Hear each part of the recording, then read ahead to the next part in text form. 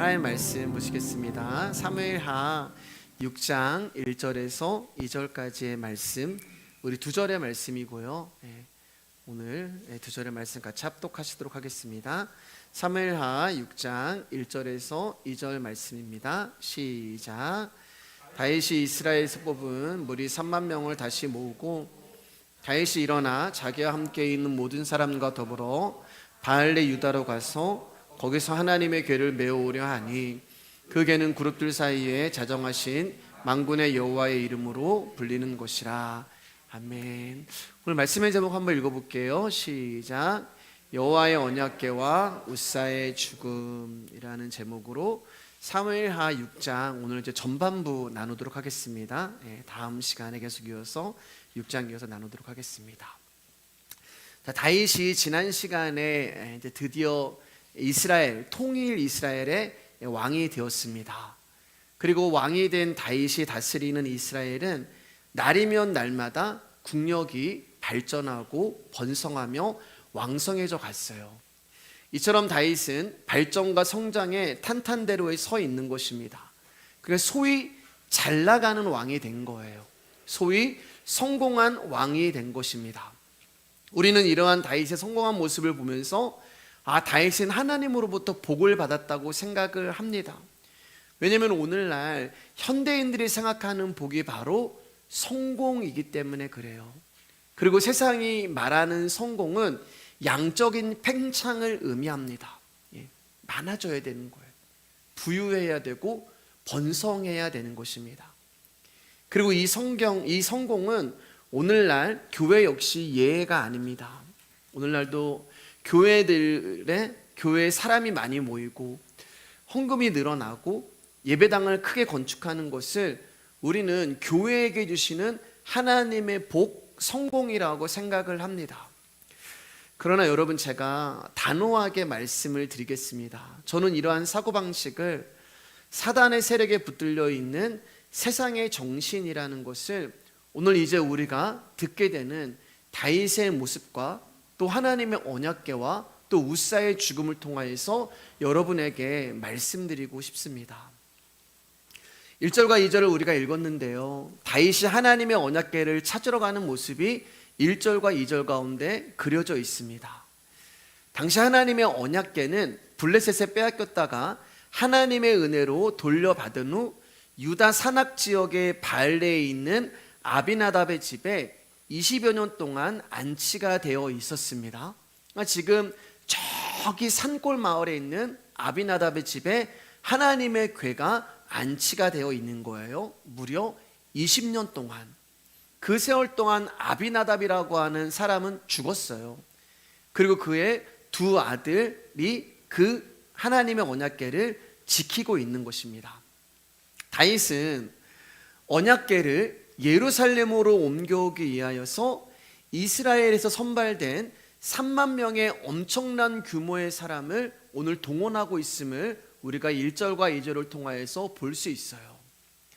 여러분, 한번 잘 생각해 보세요.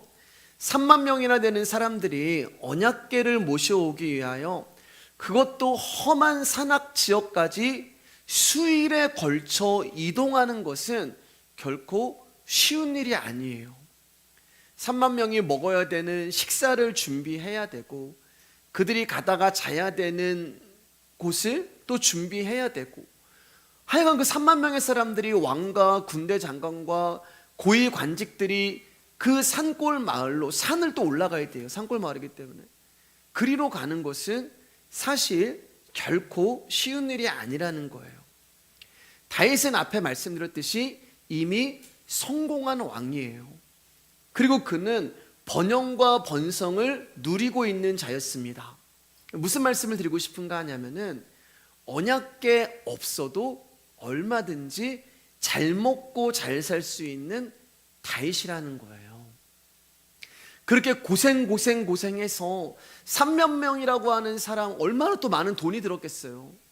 그렇게 하지 않아도 죽을 때까지 부족한 것 하나 없이 잘 먹고 잘 살 수 있는 성공한 사람이 다윗이라는 것입니다. 그렇기 때문에 이렇게 고생해 가면서 하나님의 언약궤를 찾으러 갈 필요가 없다는 거예요.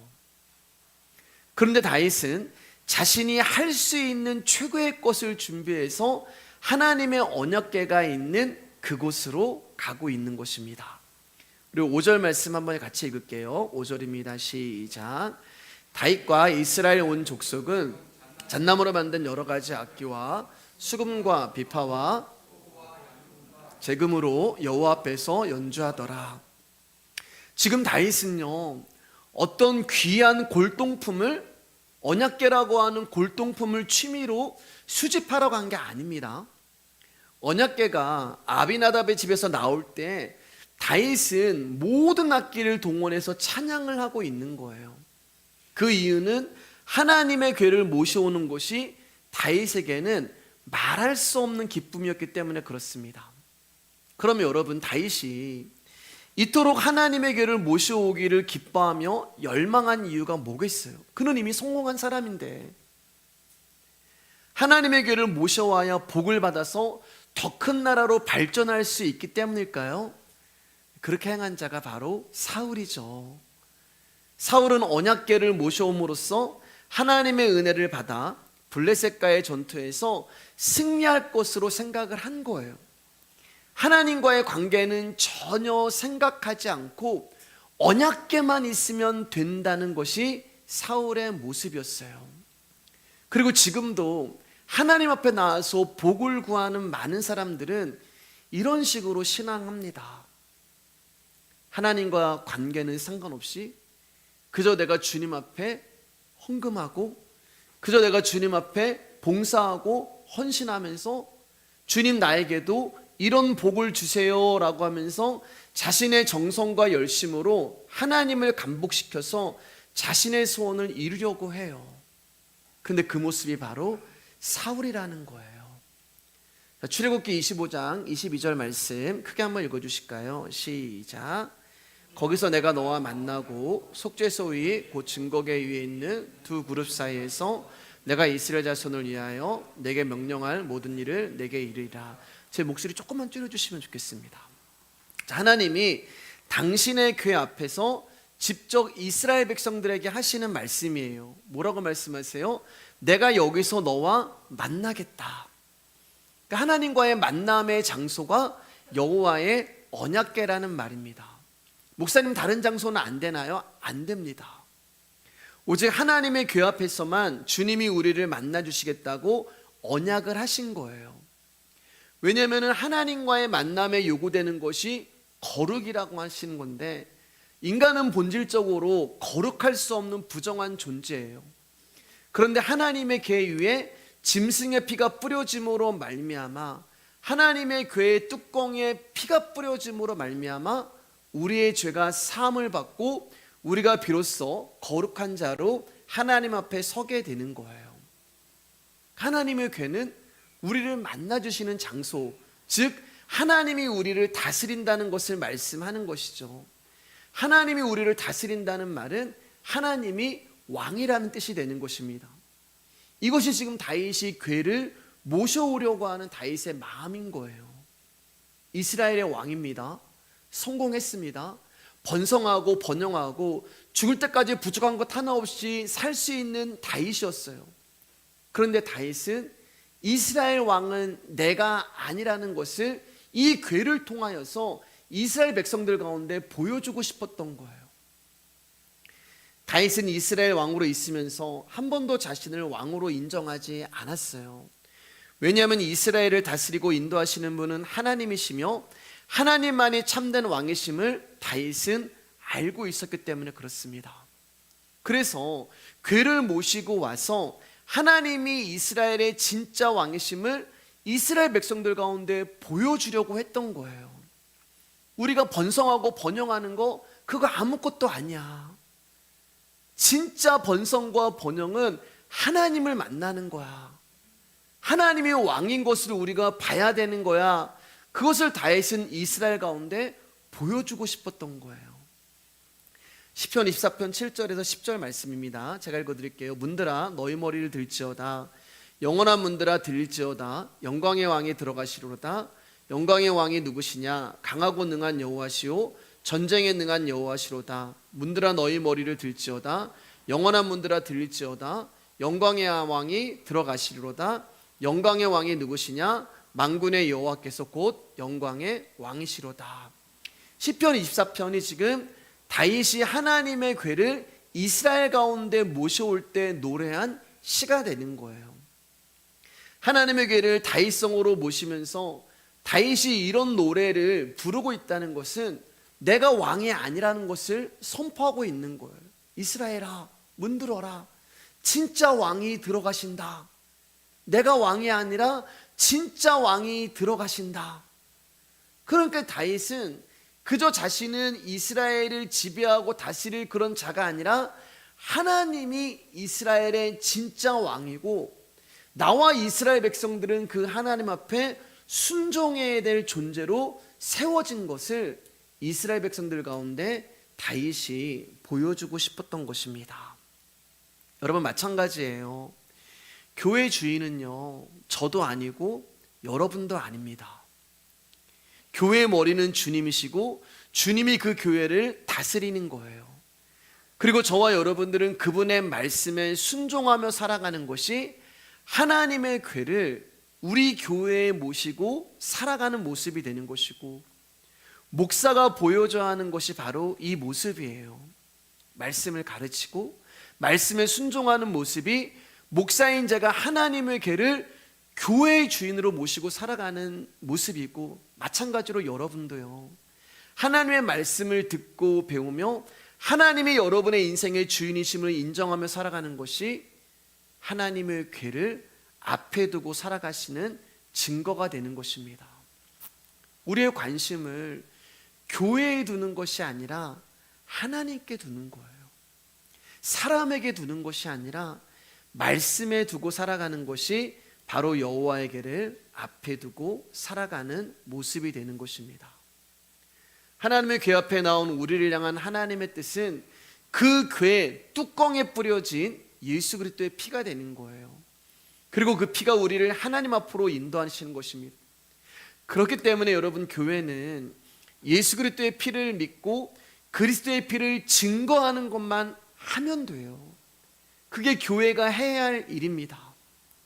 그러면 여호와의 언약궤가 우리를 만나 주시겠다고 하시는 그분의 약속이 우리 안으로 찾아오셔서 우리와 함께 하시는 거예요. 자, 3절에서 7절 말씀 제가 한 절 여러 번 앉아 읽을게요. 그들이 하나님의 궤를 새 수레에 싣고 산에 있는 아비나답의 집에서 나오는데 아비나답의 아들 우사와 아요가 그 새 수레를 모느라. 그들의 산에 있는 아비나답의 집에서 하나님의 궤를 싣고 나올 때 아요는 궤 앞에 서서 가고, 다윗과 이스라엘 온 족속은 잣나무로 만든 여러 가지 악기와 수금과 비파와 소구와 양궁과 재금으로 여호와 앞에서 연주하더라.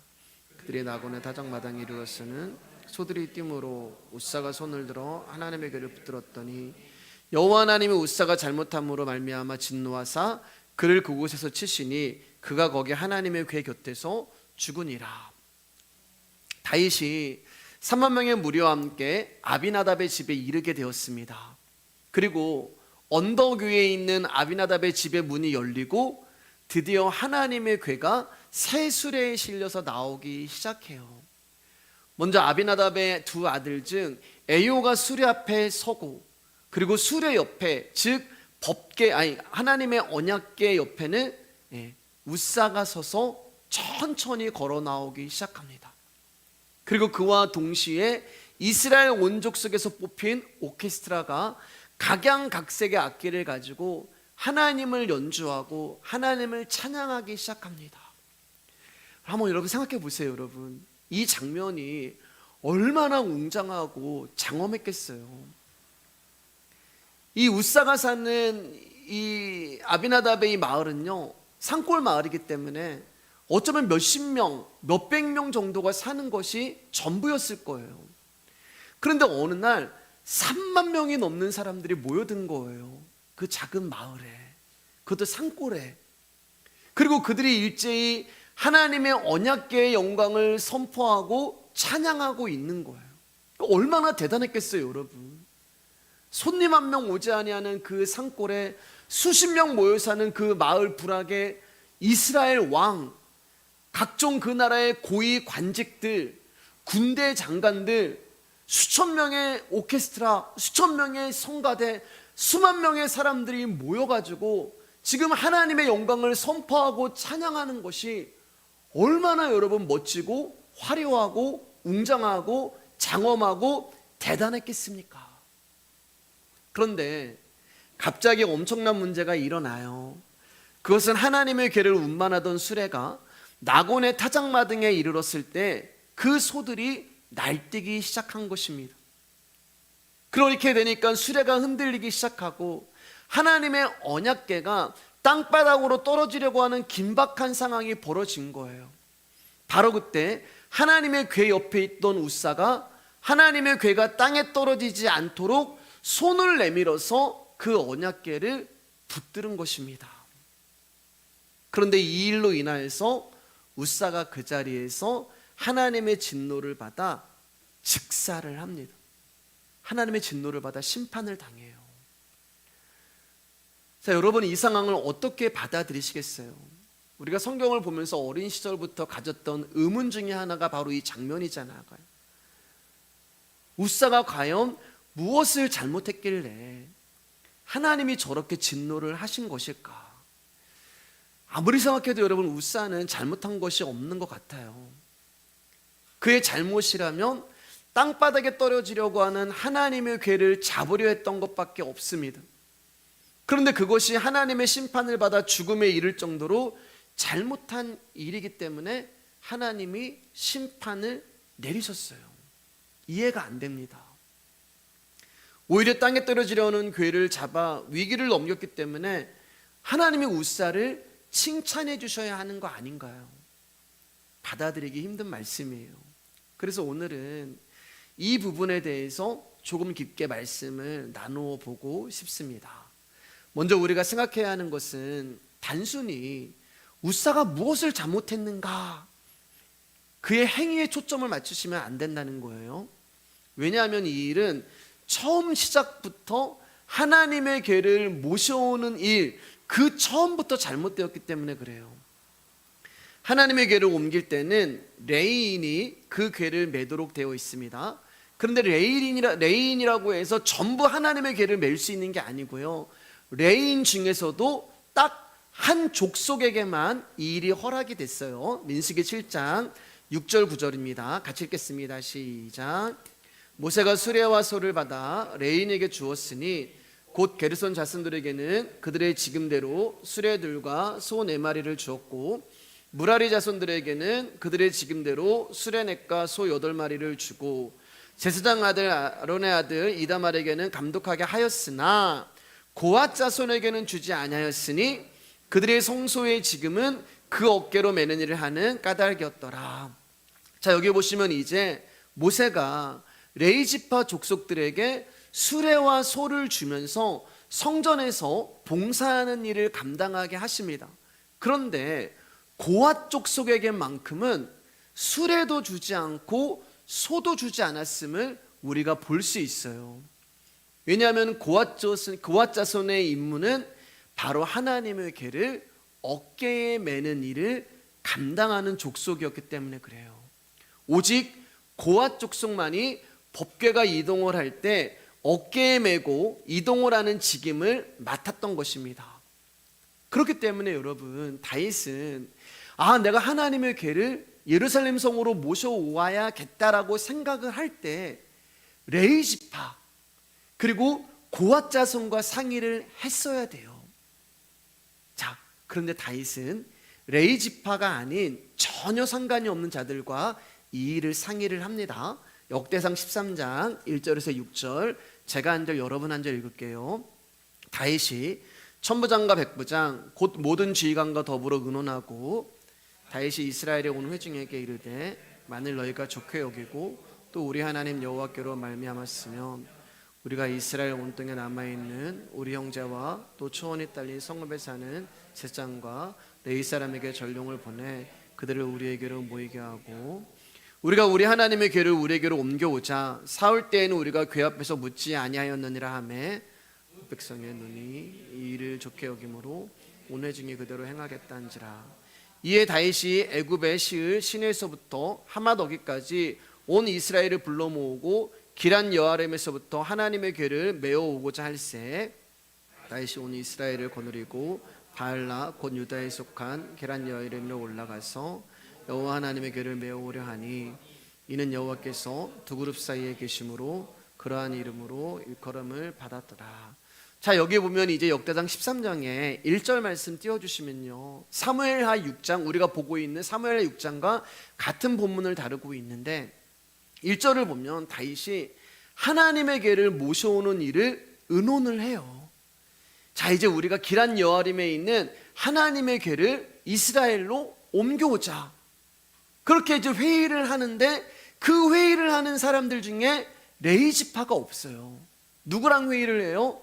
천부장과 백부장, 곧 모든 지휘관과 더불어 의논하고 그리고 5절 6절을 보면은 하나님의 궤를 메어오자라는 말이 있는데요, 이 말은 번역이 잘못된 거예요. 어깨에 메어오자라는 말이 아니라 이 말은 가지고 오자, 옮겨오자, 이런 뜻이 되는 것입니다.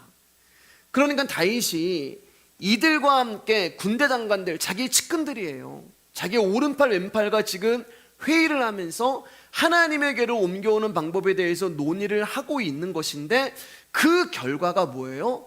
수레에다가 하나님의 궤를 옮겨오는 방법에 대하여서 논의를 하고 있는 거예요. 그러니까 우사가 수레의 법궤를 우사가 실은 게 아니야. 법궤가 아니고 죄송해요. 우사가 하나님의 궤를 수레에 실은 것이 아니라 다윗이 그렇게 한 거예요. 그리고 우사의 죽음으로 인하여 다윗은 자신이 무엇을 했는지를, 무엇을 잘못했는지를 깨닫게 되는데 이 부분은 이제 다음 주에 나누도록 하겠습니다. 자, 다시 본문으로 돌아와서 레위 자손 중 고앗 자손의 어깨에 메어 이동하도록 되어 있는 하나님의 궤를 소가 끄는 수레에 신고 옮기는 것으로 다윗이 결정을 한 것입니다. 즉 말씀대로 하나님의 궤를 옮기는 것이 아니라 말씀이 아닌 자기의 생각대로 하나님의 일을 진행하는 거예요. 다시 말씀드리면 말씀이 아닌 자기의 생각대로 하나님을 움직여 보려고 하고 있는 거예요. 그런데 여러분, 수레에 언약궤를 싣는 것 어디서 본 것 같지 않으세요? 블레셋이 전리품으로 빼앗았던 언약궤를 다시 이스라엘로 돌려보낼 때에 소가 끄는 수레에 하나님의 언약궤를 실려 돌려보냈잖아요. 그러니까 다윗과 그의 사람들이 생각해낸 방법이라는 것이 뭐예요, 여러분? 하나님을 알지 못하는 이방인들이 하는 짓과 같은 결과라는 것입니다. 굉장히 중요한 메시지예요. 우리가 말씀을 알지 못하면, 여러분, 저와 여러분들이 복음을 알지 못하면 우리가 하는 모든 하나님의 일들이라는 것, 우리가 드리는 하나님의 영광이라는 것, 우리가 찬양하는 모든 것, 우리가 예배하는 모든 것, 우리가 복음을 알지 못하고 말씀을 알지 못하면 이방인들과 똑같은 모습으로 주님 앞에 나올 수 있다는 거예요. 다윗이 지금 그렇게 하잖아요. 블레셋이 했던 그 방법 그대로 지금 하나님의 언약궤를 옮겨오려고 한단 말입니다. 그럼 다윗과 그의 사람들이 이렇게 결정한 이유는 뭐냐? 딱 하나예요. 말씀을 모르기 때문에 그래요. 그리고 이 말은 다른 말로 말씀드리면 하나님의 말씀을 정확하게 가르쳐 주는 자가 없었다는 것입니다. 사무엘상 5장과 6장을 보면 블레셋이 이스라엘을 침략한 일로 인해 언약궤를 빼앗기게 되죠. 그리고 블레셋은 언약궤를 하나의 전리품으로 여겼습니다. 그래서 자신들의 신인 이스라엘 신보다 더 강하다는 것을 보여주기 위해서 그 언약궤를 다곤의 신상에다 뒀어요. 다음날 아침에 가니까 다곤 신상이 언약궤 앞에 엎드려져 있었죠. 그리고 다시 신상을 이렇게 세웠는데 이튿날 아침에는 머리와 두 손목이 댕가당하고 끊어지고 몸뚱이만 남은 채 역시 언약궤 위에 엎드려져 있었어요. 또한 하나님의 언약궤가 있는 지역을 독한 종기를 쳐서 망하게 됩니다. 결국 블레셋은 언약궤를 가드로 옮겼지만 그 가드도 독한 종기로 인해 환난을 겪게 되고, 다시 에그론으로 옮기자 에그론 사람들이 우리를 다 죽이려고 그 언약궤를 이곳으로 옮기느냐 하며 강력하게 반대해요. 그래서 블레셋이 결정한 것이, 야, 이거 다시 이스라엘로 돌려보내자. 그래서 수레에다가 그 궤를 싣고 베스메스라고 하는 이스라엘로 돌려보내게 됩니다. 근데 베스메스에서 무슨 일이 있었어요, 여러분? 하나님의 언약궤가 자기들 동네에 오니까, 야, 이 언약궤에 도대체 무엇이 들었냐 하고 그 언약궤의 뚜껑을 열고 그 언약궤를 들여다보게 되죠. 그리고 그 순간 5만 7천 명이 죽어요. 그 언약궤의 뚜껑 열었다고. 그것도 이해할 수 없죠. 아니, 도대체 그 언약궤 뚜껑 연 게 뭐가 그렇게 대단한 일이라고 하나님은 5만 7천 명이나 되는 사람들을 먼지처럼 죽여버리시냐는 거예요. 이처럼 언약궤는 가는 곳마다 두려움의 대상이 됐고, 그리고 그 언약궤는 결국에는 아비나답이라고 하는 집에 오늘날까지 20년 동안을 거기에 머물러 있었던 거예요. 그러니까 언약궤가 예루살렘을 떠난 지 20년이 된 것입니다. 그리고 20년 동안 이스라엘은 언약궤에 대해서 잊어버렸어요.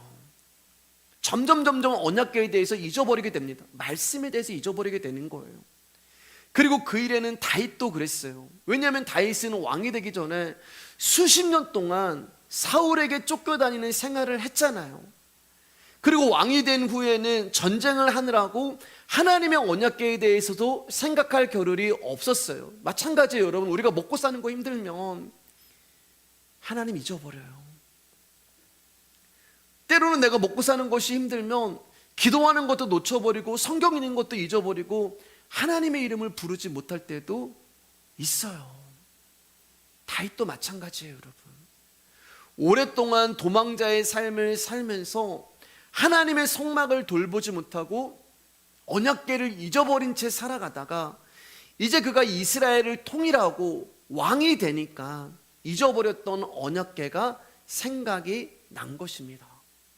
그리고 그 언약궤를 다윗성으로 옮기기를 위하여서 천부장과 백부장과 군대의 지휘관들을 불러 어떻게 하면 하나님의 궤를 어떻게 해서 어떤 방법으로 예루살렘으로 옮겨올지에 대하여 의논을 하고 회의를 한 거예요. 여기서부터 첫 단추가 잘못 끼워져 버린 것입니다. 여러분, 사실 어찌 보면 이게 뭐 이렇게 중요해? 이렇게 생각하실 수도 있어요. 아니, 어떻게 해서든 하나님의 궤를 옮겨오면 되잖아. 결과가 중요한 거지. 뭐 방법이 뭐가 그렇게 중요한가라고 생각할 수도 있습니다. 그리고 다윗도 우사도 선한 의도를 가지고 그렇게 한 것인데 하나님이 그렇게 심판하시고 그렇게 화를 내셔야 하나? 아니, 이거는 하나님 좀 이해해 주셔야 되는 거 아닌가라고 우리는 생각할 수가 있어요. 그러나 사랑하는 여러분, 이 모습이요, 우리가 하나님을 물에 물 탄 듯 술에 술 탄 듯 생각하는 거예요. 제가 개척을 하면서 몇 번 말씀드렸지만 하나님 앞에 제가 두 가지를 기도했어요. 그 첫 번째가 뭐예요, 여러분? 제가 말씀에 대해서는 타협하지 않겠습니다. 그리고 또 하나는 사람 위에 사람을 세우지 않겠습니다. 이게 우리 말씀 위의 교회에 제가 하나님 앞에 기도하고 주님이 오시는 그날까지 변할 수 없는 제 소신이 되는 거예요. 왜냐하면 여러분, 하나님이 타협하지 않으시는 것이 있는데 그게 바로 당신의 말씀이기 때문에 그렇습니다. 하나님은 당신이 말씀하신 것을 반드시 지키시는 분이에요. 그렇기 때문에 우리가 아무리 선한 의도와 또 하나님의 영광을 위해서 하는 일이라 할지라도 하나님의 말씀이 허락하지 않고 말씀에 어긋나는 것이라면 우리는 하나님의 심판을 받아야 한다는 것입니다. 레위기 16장 2절 말씀이에요. 우리 한번 크게 읽어주세요. 시작. 여호와께서 모세에게 이르시되 내용 아란에게 이르라. 성소에 휘장한 법궤의 속죄소 앞에 아무 때나 들어오지 말라. 그리하여 죽지 않도록 하라. 이는 내가 구름 가운데서 속죄소 위에 나타남이라. 여기 보면은 하나님이 분명하게 말씀하세요. 성소에 휘장한 법궤의 속죄소 앞에 아무 때나 들어오지 말라. 왜요? 죽으니까요. 죽으니까 아무나 들어오지 말라고 얘기해요. 제가 카톡에도 말씀을 드렸지만 여러분, 성경에 법궤라는 말은 66권 중에 여기 딱 한 번 나와요. 우리의 생각에는 굉장히 법궤라는 단어가 여러분 성경 읽으면서 많이 보신 것 같죠? 네. 이상하다, 나 법궤라는 단어 굉장히 많이 봤는데, 네. 성경 66권 중에 법궤라는 단어는 딱 한 번 여기에 등장을 합니다. 법궤는 말 그대로 법이 들어가 있는 상자를 말하는 거예요. 그리고 이 법궤는 따로 상자가, 뚜껑이 없습니다. 뚜껑이 없어요.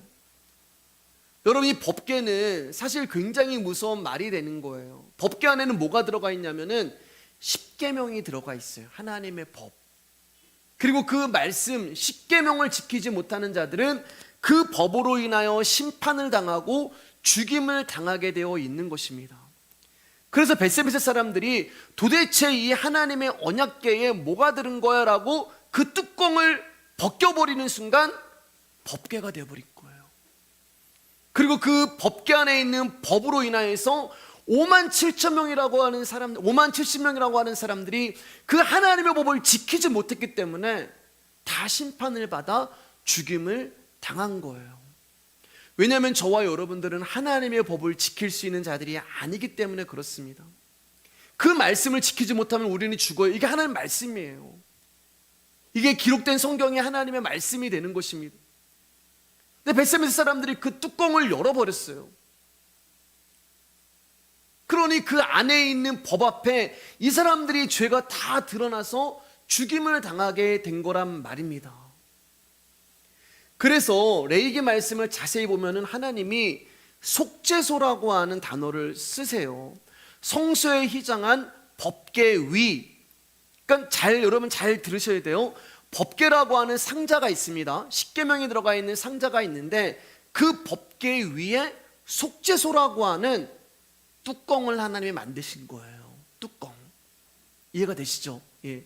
그러니까 그 법궤에 이 속죄소라고 하는 뚜껑이 닫혀 있으면 그 순간부터는 법이 보이지 않기 때문에 법궤가 아니라 언약궤가 되는 거예요. 그러면 그 속죄소는 어떻게 속죄소가 되는 거냐? 우리의 죄를 속하는 그 뚜껑이 되냐? 거기에 짐승의 피가 뿌려지는 거잖아요.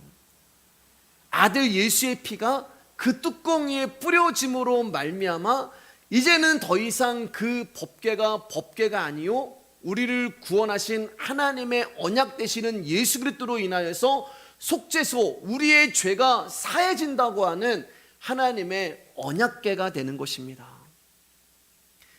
여러분, 우리는 그 어느 누구도 하나님의 법을 지킬 수 없는 자들이기에 우리는 법궤 앞에서 다 죽임을 당하고 심판을 당해야 하는 자들이에요.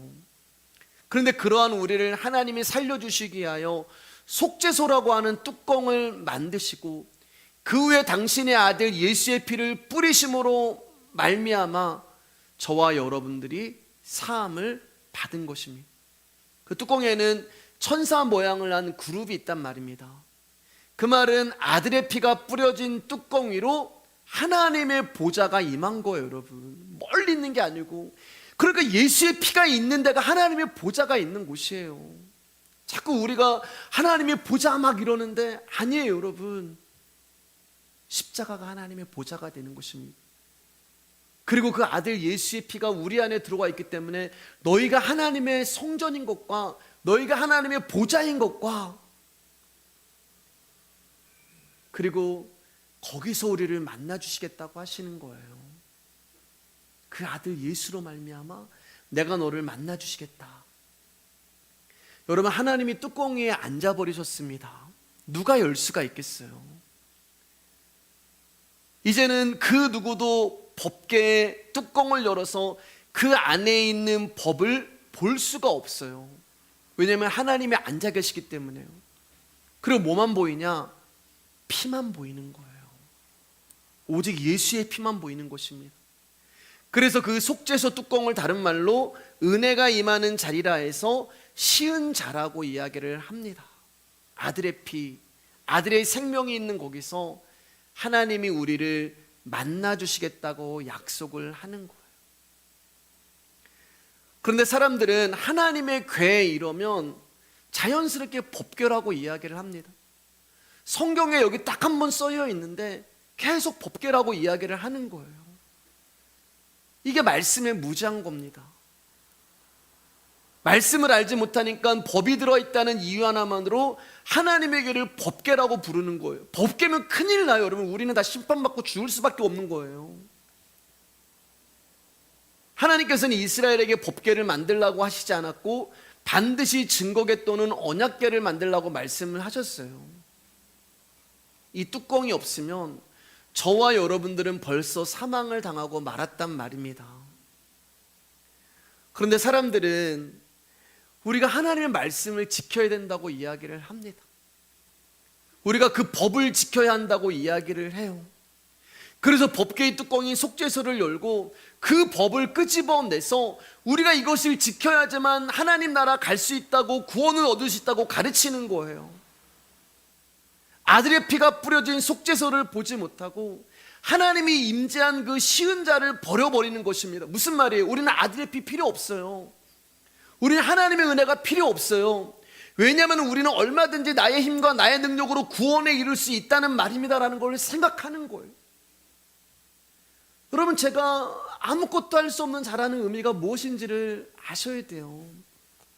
그게 자꾸 뭐 교회 청소도 하지 말라는 말이 그런 뜻이 아니란 말입니다. 우리는 자꾸 하나님의 법 위에 또 다른 법을 만들어내고 있어요. 사랑하는 여러분, 왜 하나님이 법궤라는 말을 성경에 한 번만 쓰시고 바로 속죄소라는 뚜껑으로 덮어 언약궤라고 하셨는지를 깊이 생각해 보셔야 돼요. 언약궤가 법궤가 되는 순간 우리는 심판을 받고 사망에 이르기 때문에 그래요. 그러나 법궤가 언약궤가 되면 우리가 구원을 얻고 살림을 받는 것입니다. 그래서 하나님이 그 법궤로 임재하셔서 당신의 보좌를 펼치시는 거예요. 그게 우리를 향한 하나님의 은혜가 되는 것입니다. 법을 지켜서 구원에 이룰 수 있다고 생각하는 어리석은 저와 여러분들을 구원해 주시기 위하여서 하나님이 이 은혜를 우리 가운데 베풀어 주고 계시는 거예요. 재밌는 것은 오늘날 성경을 보면 딱 성경 첫 장을 딱 열었을 때 뭐가 있어요, 여러분? 거기에 십계명이 있어요. 하나님은 그 십계명이라는 법을 덮어버리기 위해서, 그 십계명 때문에 우리가 법을 지키지 못하는 죽음을 당하는 것 때문에 그 십계명을 덮어버리고 뚜껑을 만들어 버렸는데, 오늘날은 이 성경을 편찬하면서 이 십계명을 아주 특별하게 생각하면서 큰 글자로 따로 앞에다 딱 이렇게 해놓잖아요. 글씨로 쓰여 있는 성경책은 아무것도 아니에요. 어떤 분들은 그 성경이 굉장히 신령하게 생각하고 부적처럼 귀하게 여기는데 잘못된 것입니다. 하나님의 법은 언약궤 되시는 예수 그리스도를 아는 거예요. 하나님의 아들 예수님이 이 땅에 오셔서 법궤 안에 있는 법을 폐하시고 당신이 완전한 법이 되신 것입니다. 그래서 이제부터는 법이 아니라 우리에게 언약으로 오시는 거예요. 언약이 되는 거예요. 다윗과 그의 부하들은 이 말씀을 몰랐습니다. 그래서 하나님의 언약궤를 약속이 아닌 자신들의 마음으로, 법대로 주무르고 있는 거예요. 말씀을 막 마음대로 만지는 거예요. 아유, 하나님 이해하셔. 이렇게 하면 하나님 영광 되는 거야. 그 대표적인 인물이 웃사가 되는 거예요. 웃사 역시 선한 의도로 땅바닥에 떨어지려고 하는 하나님의 언약궤를 잡았어요. 그러나 그 궤는 손으로 만지면 안 되는 거예요. 아무리 선한 의도로 언약궤를 만졌다 하더라도 그것은 하나님의 궤를 만지지 말라는 하나님의 말씀을 어겨버린 죄가 되는 것입니다.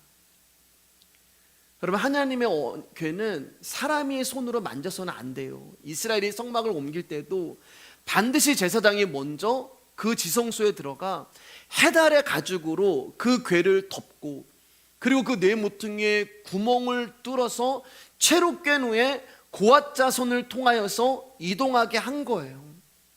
그러니까 제사장이라고 해도 하나님의 궤를 만지면 심판을 당하는 것입니다.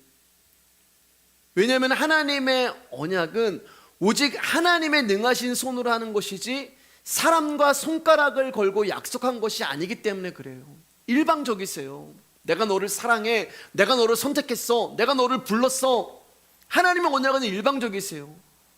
때문에 사람이 언약궤를 만진다는 것 자체가 내가 이 언약에 뭔가 보태줄게요, 이런 수면 의도가 있는 거예요. 언약궤가 막 떨어지려고 하네, 내가 도와야지. 우사의 행동을 사람의 시선으로 보면은 정말 잘한 거죠. 소가 날뛰므로 언약궤가 땅에 떨어질 것을 붙잡은 행동은 칭찬받아 마땅한 행동인 것입니다. 그러나 여러분, 말씀의 시각으로 우사를 보면 우사는 심판을 받아야 함이 마땅한 거예요. 저는 우사가 그의 행위로 인하여 하나님으로부터 심판을 받은 이유에 대하여 두 가지 의미를 부여하고 싶습니다. 하나는 하나님의 궤를 안전하게 보호해야 한다는 생각으로 우사가 언약궤를 붙잡은 거예요.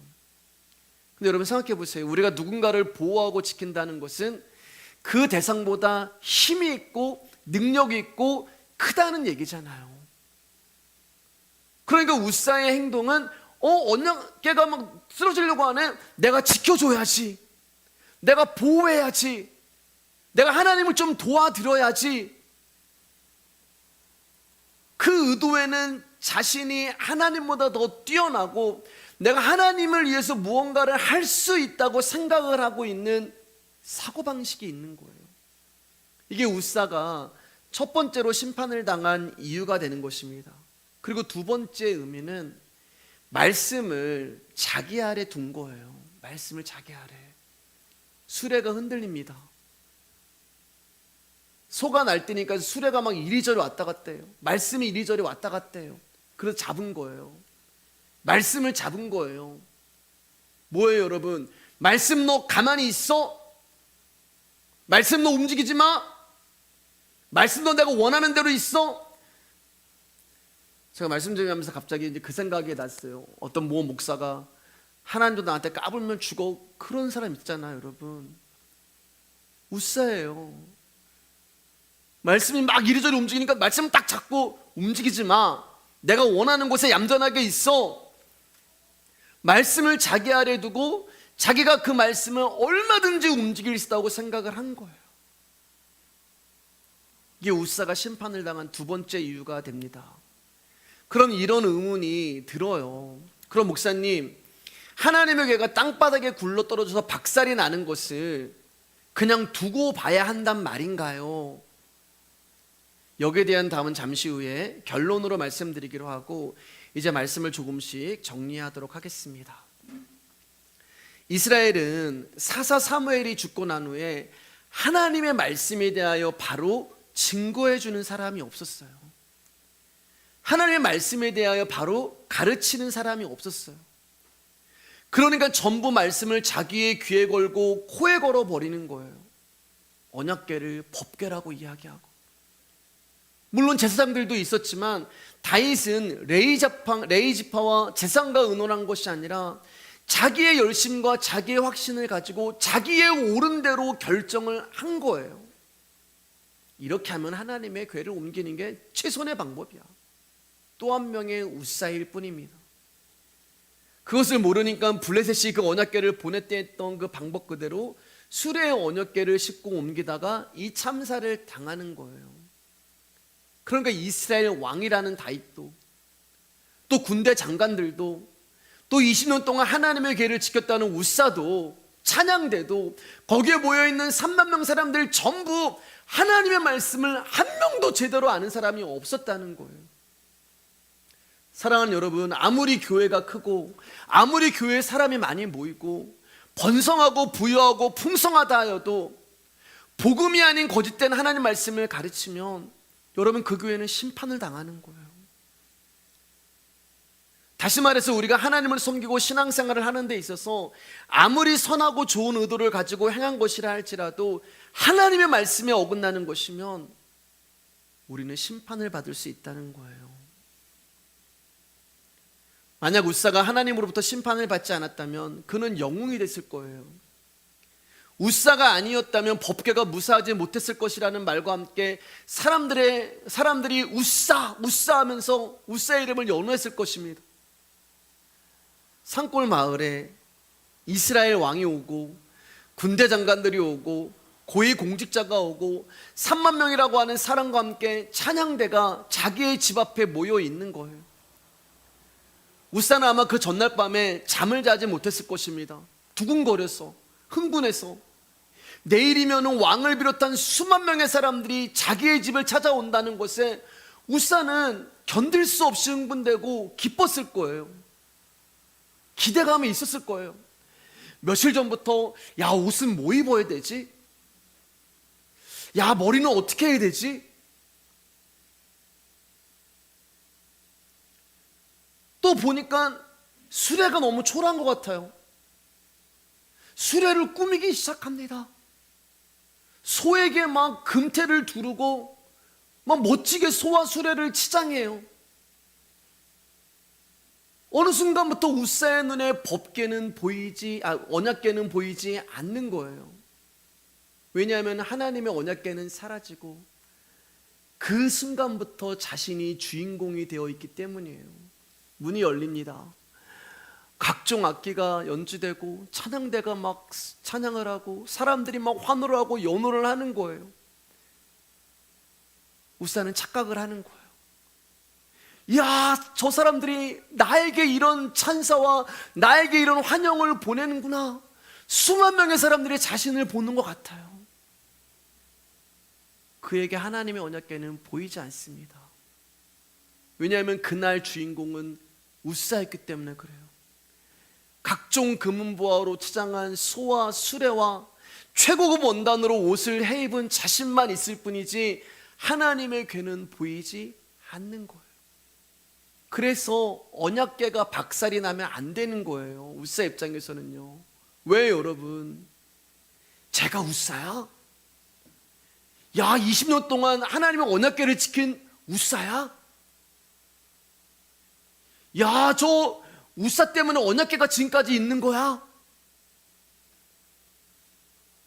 박살이 나는 순간 자신을 지금까지 잘 먹고 잘 살게 해줬던 노다지가 사라져 버리는 거예요.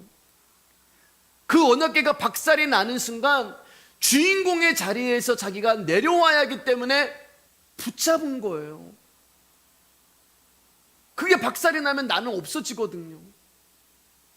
말씀보다 자신이 우선되어야 해서 말씀을 어겨버리는 거예요. 제가 예전에 이제 밑에 지방에서 사역을 할 때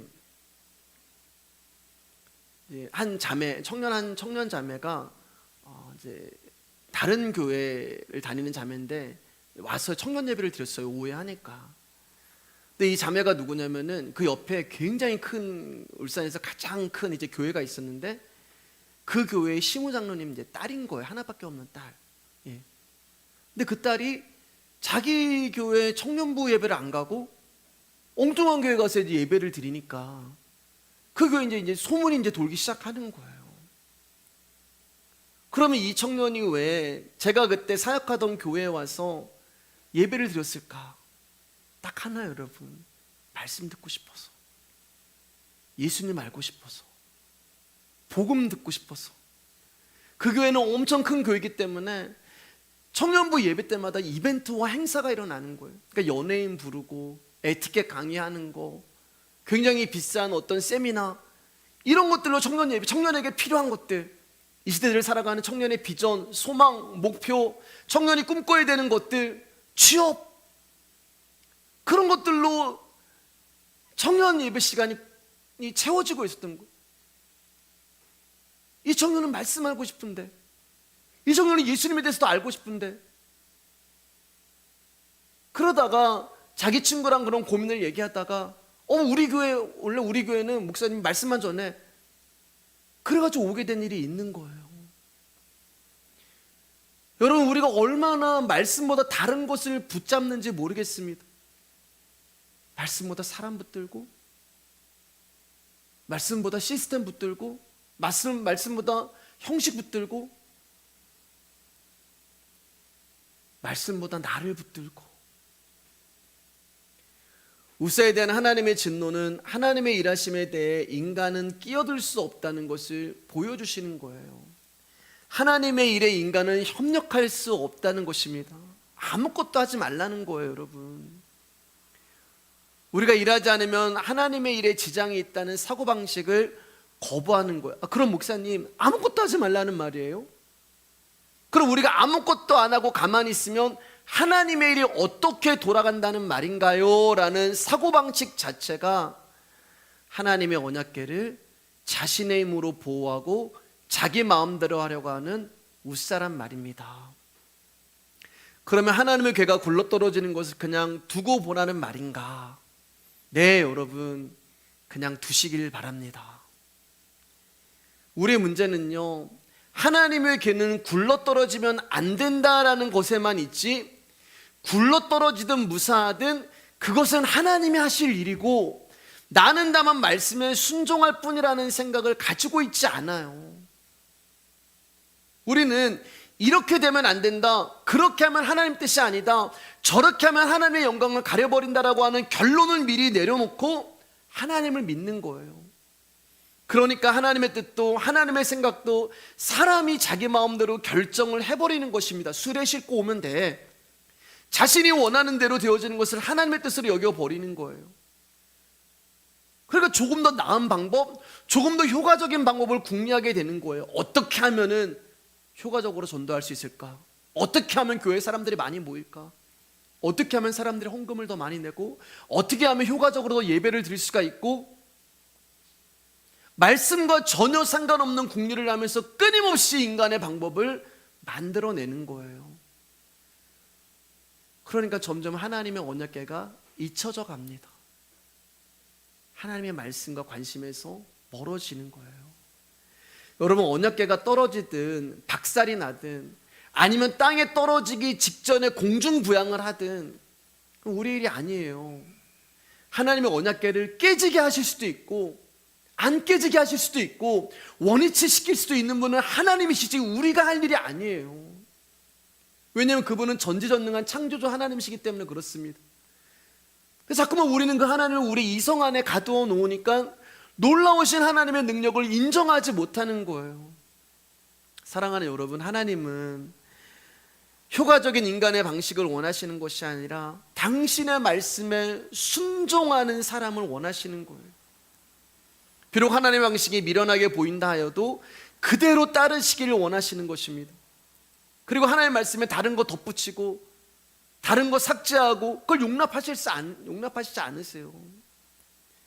또한 하나님의 말씀에서 우리에게 요구하지 않은 것을 교회가 제멋대로 요구할 수도 없는 것입니다. 이렇게 해야지 교회를 발전시키는 효과적인 방법이라고 해서 말씀이 없는 것을 만들어내서 성도들에게 그것을 요구할 수 없는 거예요. 더군다나 인간이 만든 방법을 하나님의 뜻으로 하나님이 기뻐하시는 거야, 그렇게 위장해서 가르친다면 그것은 말씀과 다른 것을 가르치고 있기 때문에 그 역시 심판을 쌓는 것일 수밖에 없는 거예요. 그런 신앙생활하는 거 쉽게 생각하지 않았으면 좋겠습니다. 하나님의 말씀은 성경이 말씀이 신앙의 원리예요. 말씀을 벗어나 살면서 바른 신앙의 삶을 산다고 말할 수 없는 거예요. 말씀을 알지 못하면서 바른 신앙을 살아간다고 이야기할 수 없는 것입니다.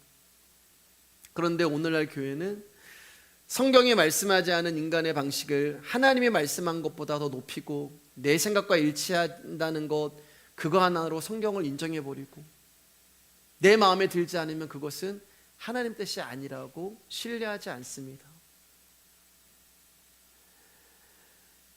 하나님의 일은 하나님이 이루십니다. 아멘. 그리고 이것을 믿는 자들이 성도가 되어야 하는 거예요. 여러분, 우리가 해야 할 일은 무엇이 더 효과적인가? 그게 아니고요, 무엇이 하나님의 말씀인가? 그것을 우리가 즐겨하고 생각해야 하는 것입니다. 사랑하는 여러분, 웃사의 죽음에서 무엇을 보시나요? 하나님의 궤는 하나님이 자정하신 것입니다. 그런데 하나님을 믿지 않고 자신의 힘으로 해보겠다는 것이야말로 하나님께 도전하는 거라는 것을 여러분 잊지 마시기를 주님의 이름으로 축복합니다. 나의 결론을 가지고 하나님 찾지 마시고요, 하나님의 결론을 가지고 우리가 하나님의 일을 하시는 저와 여러분들 되기를 주님의 이름으로 축복합니다. 우리 같이 찬양하도록 하겠습니다.